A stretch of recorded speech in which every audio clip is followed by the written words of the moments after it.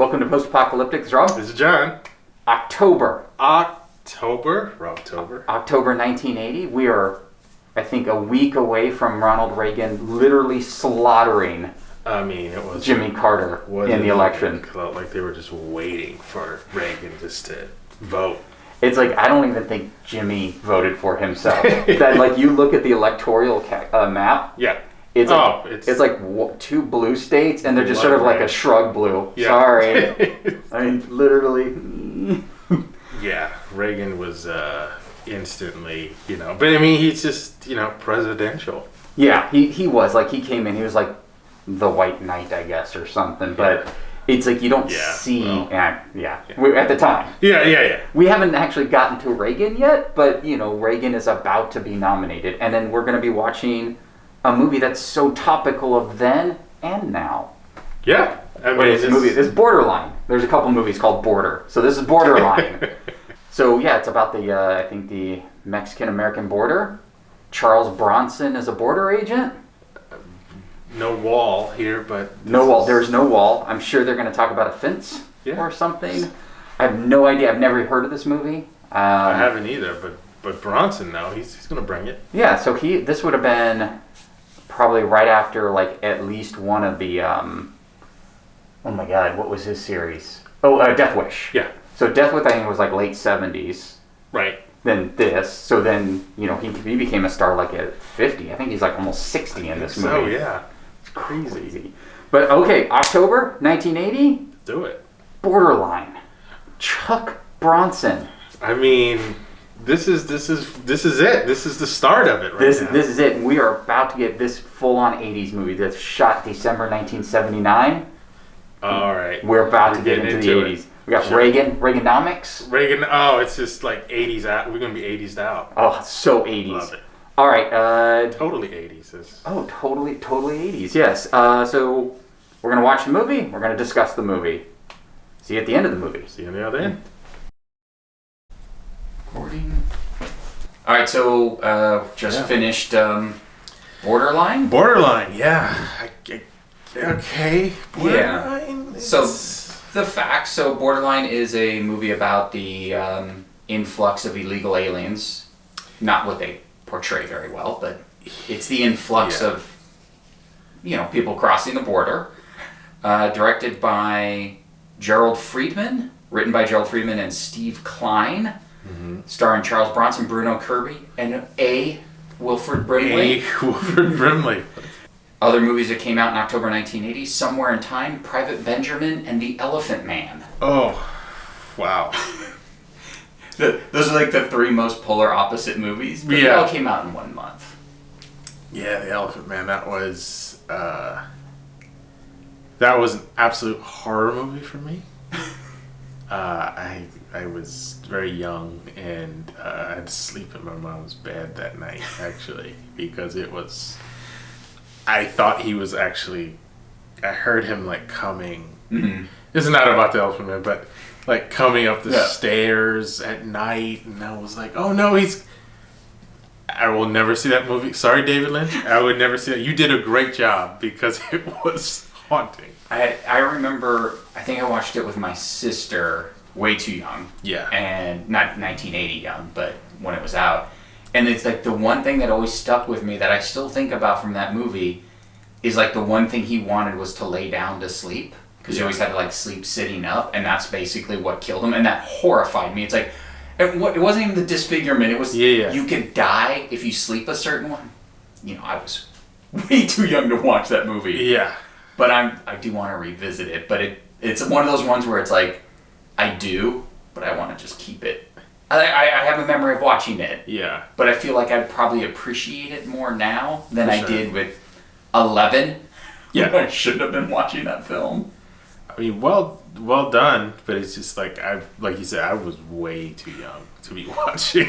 Isn't it weird how there are certain movies like that where, not horror or anything, just like a straight up sort of like drama like this that you can just be too young to see like that's impactful, but like if you watch it at the right age, it's like, oh, there's nothing wrong with this film. But like you just don't realize like those little things just sort of totally. You're like, all right, it's not like oh, I was too young to see Porky's. It's like, well, you probably shouldn't be. That shouldn't be one that you know, it's a different film. Right. You know, Elephant Man, it's like, oh, it's a drama, it's a kid. It's got elephant in the title. Yeah, like we watched as a family, and I was like, what is this? Do you guys hate me? Like, yeah, why do you hate me? What did I do to hurt? Who hurt you?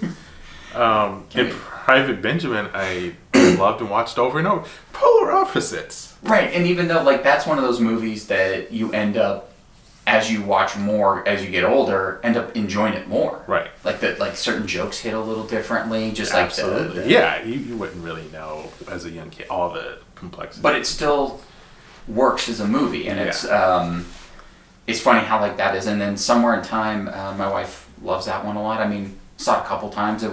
I probably saw it going, oh my God, Superman. Yeah. Oh, this is not... Yeah, that's kind of how I took it, but, like, I know my friend, mom, like, they all love that movie, and it's like, Somewhere in Time, I was like, oh, I remember that, Christopher Reeve. Oh, right, this is not the Superman. You start watching it? Yeah. And he's going to open his shirt any moment. Yeah, exactly. And as you can tell from our conversation, we don't want to talk about Borderline. Exactly. Anyway, back to Borderline. Should we watch Elephant Man right now? But so yes, Borderline, vaguely about an idea of crossing the border, but not executed very well. I mean, I think what confused me about this, this movie, as we saw the end sort of text about what happened, or what happened, overall in the United States with regard to crossing the border. I was like, so what are you really saying? Are you saying something about people crossing the border from Mexico into the United States, or are we talking about smuggling people, or illegal aliens?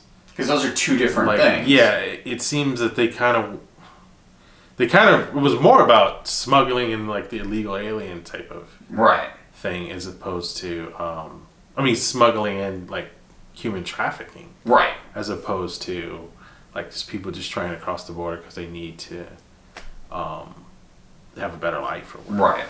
So that was kind of muddy for me. Because the whole, because all of a sudden at some point we're in the middle of the movie and we get the Godfather, Michael Lerner, for some reason, just talking about the wets. Yeah. But it was just all about bringing as many people as possible because they can then sell them and ship them to other places. So then that's the human trafficking aspect. But then it feels like this is the scraps of the other movie. Because there's the movie of, Jeb, Charles Bronson, and his Border Patrol people. Yeah. Then there's the people that are trafficking and the Ed Harris. Yeah. Then there's the bigger part, the Michael Lerner part. So I just feel like there was a missing, I don't feel like this is a 2-hour movie. I just feel like they didn't focus on one part. They were like, well, all these 3 things are interesting. Right. Let's just talk about all 3. Which absolutely they are, and they need to be put on screen, but in the story. But like you said, everything is sort of just sort of hodgepodge of all of them together. Yeah. And there was really no consistency throughout. I think they sort of are getting a little, and I get it, you're getting a little married to the sort of like tracking, this Ed Harris character, and then you have this sort of syndicate, Godfather or whatever, Michael Lerner, to, like you said, portray the overall, the larger sort of role of this sort of system. But, I'm not really going to, from this movie, I'm not going to really go, oh, wow, people are crossing the border trying to feed their families or trying to reconnect with their families. And it's a problem having, sort of porous borders and stuff like that. Yeah. It's really didn't really grab onto just one aspect of that and just explain it and sort of portray it very well or powerfully. I don't think. No. But it was all very interesting. It was all very sort of like contained within that San Diego border town location, and so it's all very interesting. It's just I felt like, what am I supposed to be? Whose side am I on? Right. What am I supposed to be doing here? Yeah, there was no main character. Like Jeb, Charles Bronson, he's our lead. Yeah. But he really wasn't, though. Like, we didn't follow a story. We followed stories that were tied together loosely. It was like, yes, Wilfred Brimley dies or is murdered. So it's like, okay, so this is what this movie is. It's about tracking down the murder. Right. But then not really. Then it just sort of gets muddled a little bit. And, and then Bruno Kirby's testing tomatoes and they're trying to like get to the bigger picture. I don't know, it just felt like things weighed them down.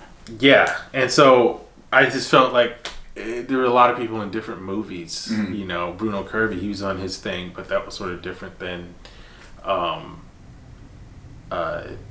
the overall sort of thrust of this thing, which I thought was, people crossing the border and the authorities trying to apprehend them and, I don't know, maybe send them back, or I don't know. Yeah, because with a regular movie, like the normal movie structure, I mean, we get used to things. You see Charles Bronson in the opening when it's all disarray at the their police station or border patrol station. Then Bruno Kirby's the new guy. Yeah. It's like, okay, we're going to see everything through his eyes. So we're going to see how it all works. He's our main guy. Yeah. Oh, he's not? Okay, so what are we doing? I think that was it. It's like you sort of get used to the way movies lead you. And then when you sit there going, okay, Bruno's our guy. Oh, he's not our guy. Right. I haven't seen Bruno in 15 minutes. Right. So it's not Bruno. It's Charles Bronson. Meh. Now we're somewhere else. Yeah. And I was trying to figure out what, the movie was trying to say, trying to take a stance on this whole thing. I mean, the way the characters, when we were with the Border Patrol in the beginning, they had, sort of the spirit of the whole thing was that, they're just they being, the Mexican citizens crossing are just a problem. And sort of, the way, the language they use, it's just like subhuman. I think they said wetbacks or something. A lot. Derogatory. A lot. And it's just like, well, I mean, if you have that sort of attitude, these are actually human beings. Right. That are trying to do nothing more than have a better life. Mm-hmm. And I'm not saying that they needed to take that stance on it, but these are humans, and you just have to. We're supposed to, as the United States, be very sympathetic and try to handle the situation with care. There's a system and rules in place, right? But the way they were sort of this us versus them kind of thing was kind of, I don't know, for me it was a little disturbing, but I think that speaks to the time, right, as well. But I mean, briefly though, that's why in the beginning when Bruno Kirby is introduced, he does talk about that. So you think about he's going to be the more human side, right? Because he talks about it's like, oh, I just processed a guy that sold his tailoring business to come here, and now he's lost everything after one night, and you're like, oh, okay, so he's going to be the outside perspective, right, of it, and then it just sort of, and I was sort of like, when he came in, I was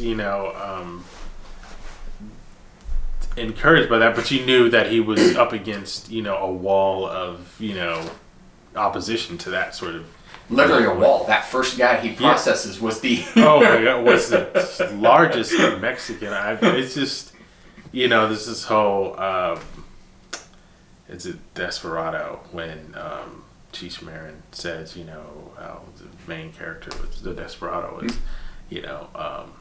was the legend that he was just like, wow, this guy was the biggest Mexican that anyone had ever seen. It's like, turned out he was 5'8", 5'9". So I think you picked up on it right away. It's like, wow, he's big. And then he stood up. It was like 7 feet tall. It was just like the largest guy they had as an extra. I know. It's like, get him. That is a statement. There's nobody else in the scene that is close to his height.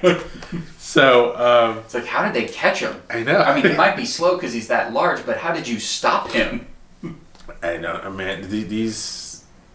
Yeah, well, then it was the helicopter. The helicopter was like... Yeah, that was a weird, like, flying way too dangerously 5 feet above their heads or something. It's like, we got him! And you're just like, what are we doing? I think that's what a lot of the movie just came down to for me, was just like, what are we doing? Yeah. Like, I get what the message is, but who are we following? Like, who's... Not, yeah, like, what side, or... Yeah. What's the message? I know. You know? And it's... There's certain things, certain images in this whole world that are very striking, you know, and I think they sort of fell in love with, you know, people crossing the border, you know, crossing the river, you know, you have, you know, a bunch of people in the back of a truck, you have all these things that are indicative of this issue, this problem, but it didn't really take a point of view. It just sort of showed you a lot of different things, and I think it sort of wanted to go into some sort of action manhunt. Yeah. You know, and to where it's like, okay, maybe we can put butts in the seats if it's like that. If it's like, okay, we got a bad guy, we got Ed Harris, and then we got Jeb, you know, hunting him down, maybe. Yeah. It's just like... Yeah, more people needed to turn up dead for the motivation to really track him down. Right. Yes, a cop, border patrol agent dying with his 21 gun salute and military wedding funeral. Yeah. But I just feel like there needed to be more, not more death, but like there had to be more like, oh my God, there's been a lot of trail of bodies because Michael Lerner and his company are getting greedy with the amount of people. Yeah. So we need to really figure out why these people are dying, because prior to, you know, a week ago, people weren't dying at this rate. Right, the stakes weren't as high. Like, the stakes needed to be raised in order for it to trigger, you know, this sort of like manhunt. I mean, yes, one of your own dies, the border patrol. Yeah. Yes, I mean, that does bring out the sort of cavalry, but you know, I think that's a good point. I just didn't feel like enough was happening, you know, to really motivate. So, wow, this is really an issue. We really need to get to the bottom of this. You know, what was the end game? Okay, he's going to sell, you know, traffic all of these people to different places. You know, obviously get money. Yeah. But, you know, was there something more? And that's terrible. Yeah. But for the police, before everything, was there something more than that? That, you know, like what happened in the beginning, where there's bodies turning up, you know. Yeah, I think it just didn't know what this movie needed to be. Yeah. It was definitely the verge of a TV movie. Like, it felt like, okay, this will be a CBS Sunday night movie. This is about what's going on in the world, you know. Then I was like, you know what, put a little extra money in it. Let's make this theatrical. Yeah. Because it kind of has that not too violent for TV, some sort of message, but didn't really elevate or do anything. Yeah. I mean, when, you know, that truck door opened and Ed Harris just blew Brimley away. Yes. Then I was like, we were both like, oh, wow, this is not what I thought. Okay. This starts off really slow and... we're in. I'm like, I don't know what the connection is yet, but we'll get into that. But it really didn't. It never lived up to that scene. Yeah, it was like a lot like The Island. We're watching it and there's just people on a boat, and all of a sudden there's a machete to the head, and we're like, oh right, is this what we're watching? Yeah. Is this the movie we're in for? And kind of was closer to The Island than this one was. Yeah. Yeah, I mean, there's a lot of times it's like, okay, we have this shocking scene or something, and you're just sort of going along with the status quo, the first act, and then bam! Right. he kills Brimley, and then he kills a child. Yeah, for no reason. For no reason. And I'm like, okay, wow, he's a sinister, callous, cold-blooded killer. And now, I mean, after that, he wasn't the greatest guy, but, he wore the jacket, and that's about all I can He had a leather coat, he had a Firebird. He drove a Firebird. It was just like, what car can we get him? Firebird. Yeah, and it's just like, okay, all right. We kind of, because he's a great actor. Yeah. Kind of with you with Ed Harris being the bad guy. I kind of like that. Yeah. But the Firebird, it's like, no, don't give him that car. Yeah. I mean, it's a little on the nose. Yeah. Well, and that was the thing. It's like I felt like they were trying to do some character development every so often, but it was like too late. Like when Charles Bronson Jeb comes home, you can see that he lives a lonely existence. Yeah. It's like, okay, so he devotes his time to the job, but at that point we're like 40 minutes in the movie and I didn't care. Like here's some character development. It's like totally. Yeah, this should have been scene 1. I think that's a great point. And I think that's. I don't want to say it's a trend from some 70s movies where it's just like the home scene or the scene where you can really sort of get some sort of nonverbal info about the character. Mm-hmm. It just comes in halfway through, and like you said, by then you just don't care, and it doesn't have any impact on you. It's like, okay, or it didn't reveal anything. Yeah, it wasn't like, I get it now. I see why he is the person he is. It's like, I kind of got that. Yeah. I didn't need him at home. And, and there were just a lot of things that they just threw in, it felt like. Yeah. A lot of slow things, too. It was just like, there were a lot of people walking in this movie. And that was a big thing in the 70s and 80s and stuff, where it wasn't the quick cuts that we're used to now. But I remember literally watching Charles Bronson drive down the street in his Cadillac, park, see him shift into park, get out, walk around the car, and go up 7 flights of stairs. And you're just like, why? Like, I mean, it didn't build suspension. Like, you always try to find the things. It's like, I see what they're trying to do. They're trying to feed an emotion or something. At first, it's like, okay, he's driving, showing that we're going somewhere. Great. He's parking. Okay. Going up 7 flights. Is it just because he's in good shape and he's 60? Like, I don't know what I'm supposed to get out of this. I know. I don't know. I mean, but that happens in those movies, and it's just like, I think it's probably a philosophy of we need to be with them and we need to feel like we're with them. Yeah. Or the audience won't really get it until at some point. I don't know if I hate to say MTV editing, but at some point, someone said, I don't think we really need all of that. I think we can just... This saying doesn't come from the 70s or 80s, but much earlier, actually. But cut to the chase. Yeah. And just, get them there. And we can infer that they had, walked, the hall. You see him driving there. It's like, okay, he went somewhere from that last scene. Yeah. Then you see him knocking on the door. He's now at that place we just saw him driving to. Yeah. As opposed to down the street. I wonder what's going on. All right, he's still driving. Yeah. Oh, we're here now. Yeah, and how did he get there? Did he get there by car? Oh, you see him walking out to the car. And then you're like, oh, so he drove a car. Okay. And it's like... Yeah. And now they just do a scene. I'm going to go check on that lead. Yeah. Cut to... Right. It's like, great, I just saved 4 minutes of screen time. Once again, another thing that... that's been a pretty good indicator of this whole run of 1980s movies. Acting's really good. The acting. I mean, you cannot say anything. I mean, Charles Bronson is as good as Charles Bronson is going to be. He's not known for... I think you said it best, yes. He did as great as it, but Bruno Kirby is great. Michael Lerner's great. Ed Harris, who's not in it a ton, great. Oh, he's really good. And I can't think of the guy that had the cane. He was in a lot. Oh, I know. I can't. Oh, he's John Aston maybe or something like that. But wait, you talking about Taggart? Taggart was great. Oh, that's him. Yeah. Taggart's in it from Beverly Hills Cop. Yeah. But the guy that always had a bolo tie, or he was always one talking to Michael Lerner. I can't think of his name. Yeah, I know. But yes. everyone in it. It's just that weird thing of everyone's great. The movie's okay, but acting is still really good. Acting above the quality of I'll say the script, not the story. Like, right.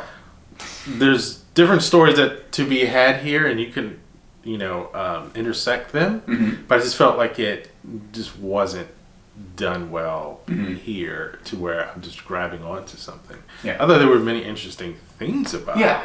But as far as a narrative that I can really stay with and focus on, I just didn't find that. Yeah. But the acting, it's always. I mean, there hasn't. You really didn't find like, okay, there's the cousin, or there's the someone where there was like, oh, okay, some extra that they Taft-Hartley'd up to, a speaking role that day. Yeah. It's just across the board. It was like, okay, this is great. You got people coming ready to play. I mean, from the guys we mentioned all the way down to the day players. I thought were good too. Just like the boy's mother. She was really good. Yeah. Probably never did anything after that. Here's the list of the 40 things she did because I didn't actually double check. No, but I mean, just like, you had these parts, these quote unquote bit parts that, you probably had just, really great actors who were just starving for something playing these, and they're just all great. It's just, you wish that the narrative would have been more focused on. Yeah, you feel let down because they were in a better movie than we were watching. Yeah, exactly. And Michael Leonard was like, he had a movie he was doing. I don't think it was this. It wasn't the movie we saw. But he's like, I'm gonna wardrobe and everything. I got it. You talk to him now, going, "Oh, I knew the movie wasn't good. Yeah. So I was gonna be in a different movie." What I use this is for my audition for my next film. That's one way to do it. It is really amazing that it's been such a good lesson, I guess, of the 80s movies so far. There's just been there might be one or two people that weren't great, but acting has been. There's been some really solid, at the top, there's been some really solid acting. But, I mean, even Those Lips, Those Eyes, which is one that we were just like, whew, vault that movie. It was just like, Tom Hulce and, I can't think of his name now. Why can't we do that? Frank Langella. Well, yeah, but... I mean, he was... I mean, you think of him now as a great actor, but this is young Frank Langella, but in a movie that's just mediocre at best. Right. Just chewing acting scenery and doing songs and dancing. And it's like, you're in a much better movie in your head than you are. And that's been that's the one thing I didn't think I was going to learn on this adventure was, acting's always acting, but performances are, even these movies that no one's seen, great acting. Yeah. And not to just, crap on, acting today, but, sort of, I think back then, if you want to be an actor, you're going to have to go through the stage. You're going to have to really, really put the work in to be an actor. And so these actors, that we see have been through a lot of the life of, the person who just wants to be an actor, and that's all they want to do. And there's a lot of talent there. Now, today, there's just not just today, but the last, say, 20 years, I think, it's like people just want to be stars. And there have been a lot of star makers. There's always been star makers, but now it's like, with the advent of, the internet and everything else, when everything is at your fingertips much faster, it's like, the idea of wanting to become, quote unquote, not necessarily a good actor, but famous, much faster. And so I think the talent just sort of dwindled just because, you kind of don't need to sort of want to be an actor, and that's it. You kind of want to have to do everything, and you're not really going to spend that time on that one aspect of the entertainment industry vis-a-vis acting like you would back then. Yeah. You know, there wasn't all this opportunity to do everything else. You know, I can go ahead and, you know, again, 20 years ago you can do this, but I can go ahead and just shoot something, put myself on YouTube, and then like maybe I get noticed. Yeah. But it's like these guys, like, you know, say Clint Eastwood, you know, way back before we were born, it was like he had a deal, you know, for singing, dancing, acting, and he did all of them, you know, really well. You know, you don't know about it, but you know, you kind of had to do all of these things back then to get somewhere. Yeah. You know, but I think these actors that we're looking at, I mean, you see him in like Beverly Hills Cop and all this, but if you really look at him, you know, probably wanted to be an actor when he was very young and acted in drama in high school, and then went to study theater and was in the theater for a long time. All probably did Shakespeare in the Park. Yeah, long time before he got a role right on screen. So I mean, I think they said this one. The fun fact was this was Ed Harris's first role. 29. Yeah, see, and before that, you know, he was just chopping up on stage and trying to find a way to feed himself acting and doing other things, I'm sure. Yeah, I'm sure, like, if I did his, like, Wikipedia, it's like, oh, yeah, no, he did stage work, audition for stuff, and maybe he was in a commercial, but they were saying, like, this was his first real thing. I mean, you know, and it's like, how long have you been at it? Oh, since I was 21, I left college, and after I did theater, you know. Right. So it's like, that's, and you do it, you know, say you do the theater, you do it for the love, you do it for the money. Yeah. Most people, because it's like, you're not, most people aren't on Broadway. So it's like, this is what you do, this is what you are. You're not like, well, I want to be famous now. It's like, that's not the same thing. Right. So, so it makes sense to find, you know, a movie where it's like every role people are killing it. You know? Yeah. And that's why, you know, in a movie that's, I'm not saying it's bad. I'm not saying it's written bad, but I'm just saying that, you know, you look at this movie and I think it's shot well. Yeah. You can enjoy it because the actors are really bringing it. Even though I think we vaulted Those Lips, Those Eyes, it's not that we're not saying don't see it. Right. It's not one you have to put on your list, but if you were to see it, you would enjoy performances. Totally. There isn't any one where we feel like not only we should vault it, we should burn the rights to the film. That, like, there's no movie like that. You know, it's this one is fine. But I bet this one played, I think it was like towards the end, I was like, I bet this was like an afternoon movie all the time. Like, once it was released, it was probably on Channel 9 or 13 or whatever your local afternoon movie's on. It was probably on at like 6 p.m. or 5 p.m. after the news. Like, it just has that feel that it probably hit. It's probably on Ion now or Antenna TV. It feels like one of those movies that's just on all the time in the background because it's like, well, we can promote Charles Bronson Week. Right. You know. And it's Charles Bronson. It's a Charles Bronson movie. Yeah. He's in it. Yeah, he's in it. He's not very Death Wishy in it, but, you know, he's good. So, I mean, the timeless of the time, I would definitely say both. It's timeless because it's still an issue we talk about. Absolutely. Yeah, I mean, I think it's a big issue we talk about today. Of the time, because it's the way... I'm not saying these things, these sort of views, not to Bruno Kirby character, but all the others. I'm not saying that those border agents today don't hold a lot of those views, but like a lot of those are just, you know, of the time. Yeah, and just the way they were doing things. All right, get your walkie. Everything was just so hands-on and tactical. Yeah. You know, now it's...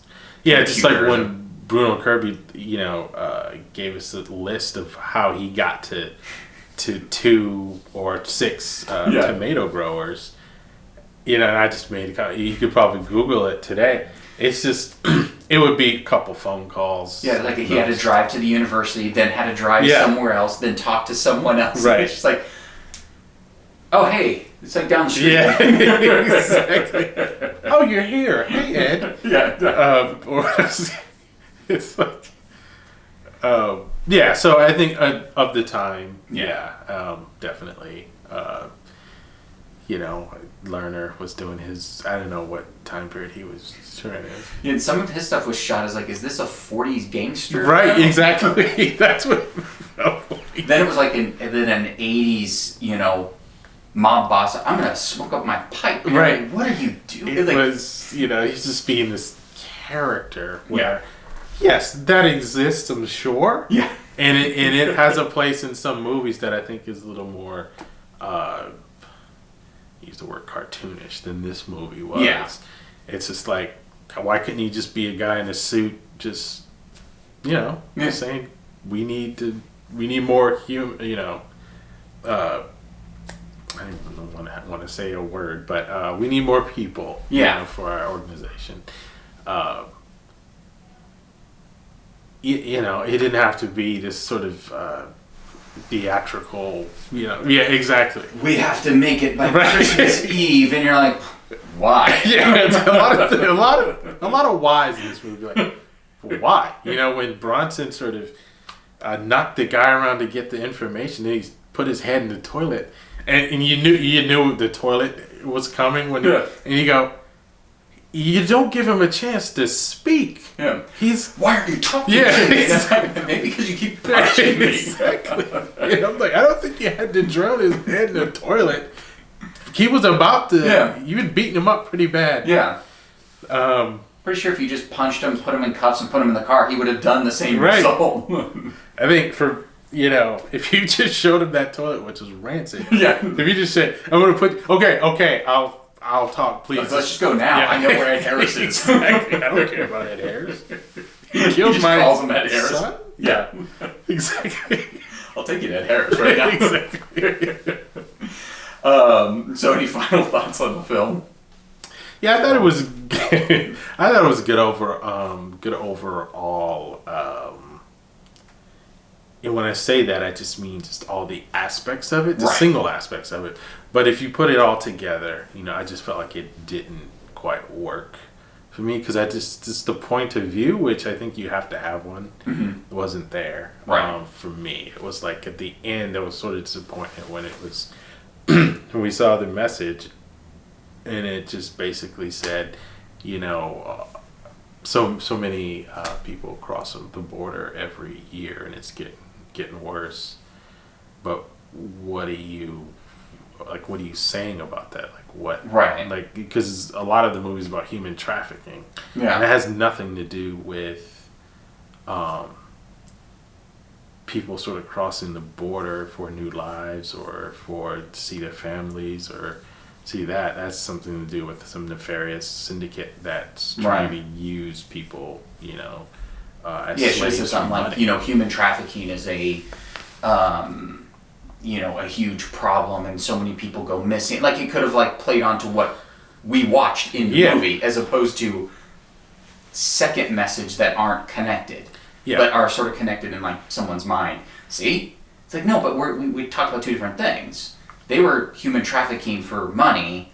You're talking about people just crossing a border. Right. Two different things. Right. And I just felt like it was a little, can't really use this word, even though he was around then, Trumpy to say, look at all these people crossing the border. This is a problem, and it's getting worse. Yeah. And it's, I mean, you do. Yes, no, you're not wrong. You're just not right in the context of what you're saying. Yeah, and for what we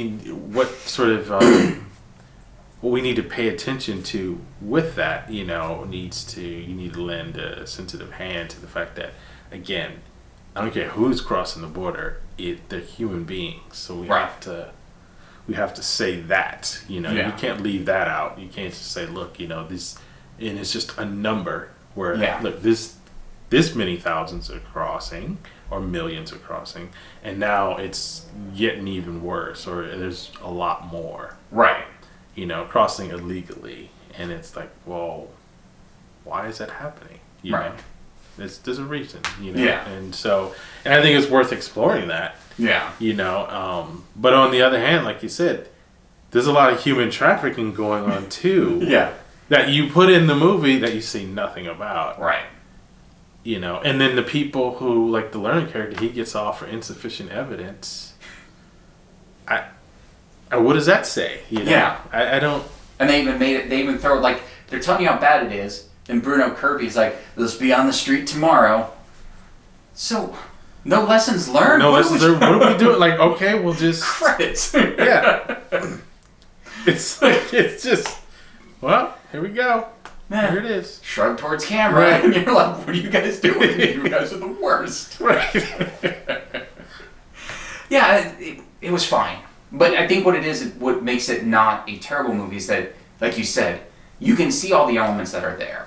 Yeah. Everything was there. It just wasn't stewed correctly. No, absolutely. Yeah, the narrative wasn't cohesive at all. And a lot of times I was just going, we're with them. Now, what does this character have to do with the overall thing? And I just didn't. Right. I just really get like Ed Harris. Like, what? Okay, he's the bad guy. So now they're just going to keep chasing him. So now it's about human trafficking then. It's not really about crossing borders. Right. So now it's like we need to apprehend him and his syndicate or whoever he's working for. But then that puts, the people crossing the border out of the equation, really, because it's all about catching him and his. So it wanted to be a lot of things, and it just was trying to be everything, and you can't do that. No. I mean, you just got, just performances. That's really about it. Performances were great. I mean, watch it for that. Yeah. I mean, a young Ed Harris. And a young Wilfred Brimley. Young. It always looks so old. It's like 110. Wilfred Brimley's younger than I am in that movie. And that's what we look like. All right, well, that was fun. It was an interesting movie. Can't wait for November. Oh, and the music, for the most part, worked. The music worked. Yeah. We're 10 movies in. Right. And the music actually worked. Yeah, Asking Someone was really good. I worked for the whole movie. I almost feel like it was a mistake. Right. Maybe that's why the movie felt better than it was. I think so. I think that was a part of it. All right, well, thank you for joining us on Post Apocalyptic Show. Yeah. Smash buttons. Smash. Do everything. Like, comment. All of those things. And then in November will bring us another performance-based movie with terrible music. Another beauty. Yeah. All right, thank you for joining us, and until November, we'll see you next time. Take it easy. Bye.